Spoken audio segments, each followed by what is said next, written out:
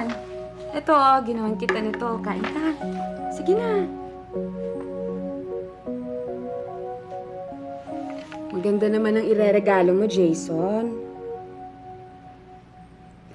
Makakatulong ba kung ilalagay natin ito sa loob ng isang solid na kakaiba ang hugis? Ayan.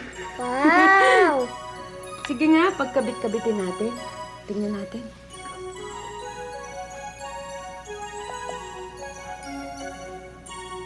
Tama, ganyan nga. Naging kaon nga! Oo nga. Alam mo ba, kapag pinagsama-sama mo ang lahat ng plane, makakabuo ka ng isang solid. Ah, Katulad nitong kahon. ito. Subukan natin.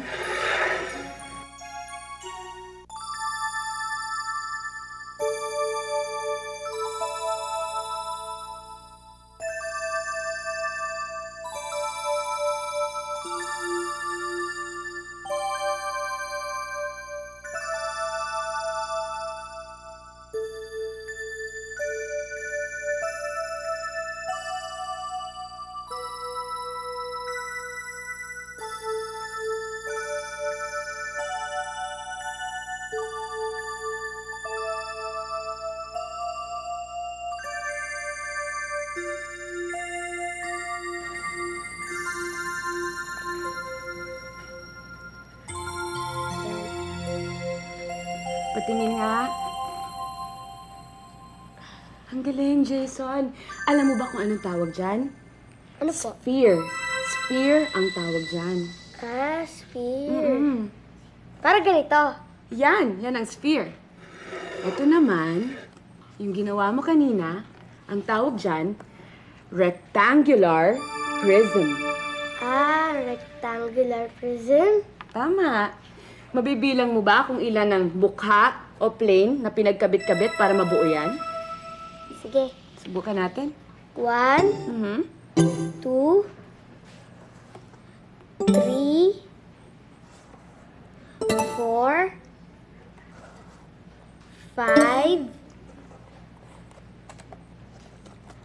6.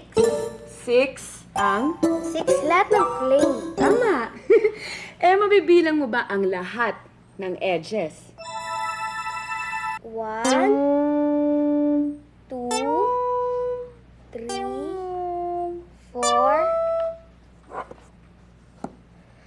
5, 6, 7, 8, 9, 10,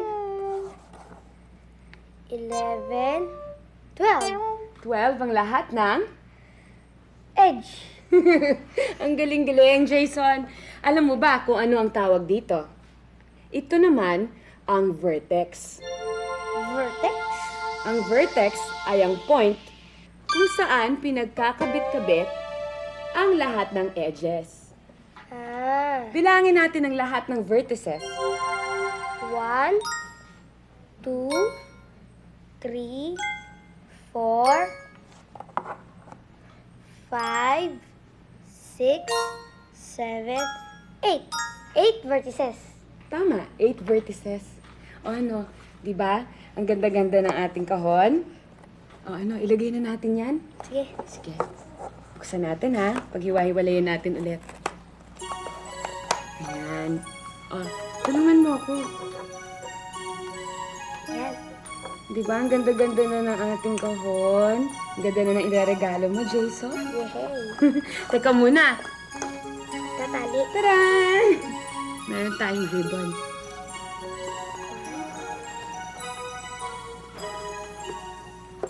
Sigurado matutuwa na ang ka-Kris Kringle mo nito. Di ba? Ikaw, natutuwa ka ba? Di ba? Ang ganda-ganda. Sabi ko sa'yo eh.